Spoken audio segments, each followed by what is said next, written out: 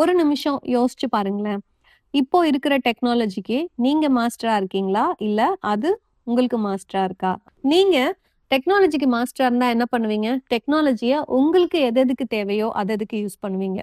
அதுவே அது உங்களுக்கு மாஸ்டரா இருந்துச்சுன்னா, உங்களையே அறியாம உங்களுடைய நேரத்த டெக்னாலஜில இல்லன்னா இன்டர்நெட்ல ஸ்பெண்ட் பண்ணிக்கிட்டு இருப்பீங்க. Think wisely, right time to act. எப்படி இருக்கிறது அப்படின்னா, இப்போ ஒரு ஃபோன் வச்சிருக்கோம்னா, கண்ட நோட்டிஃபிகேஷன் வர்றது. அப்போ உங்களுக்கு எது ரொம்ப தேவையான நோட்டிஃபிகேஷன்னு செலக்ட் பண்ணி, அத மட்டும் எனேபிள் பண்ணிட்டு, மித்த எல்லாத்தையும் டிசேபிள் பண்ணிட்டு, அதுக்குன்னு ஒரு 10 ஆர் 15 மினிட்ஸ் பெர் டே செலவு பண்ணி அந்த டைம்ல போயி எது எதெல்லாம் வந்து மத்த விஷயங்கள நீங்க போய் பார்க்கலாம். உங்களோட ஃபோன்ல ப்ரொடக்டிவ் ஆப்ஸ் நெறைய வச்சுக்கணும்.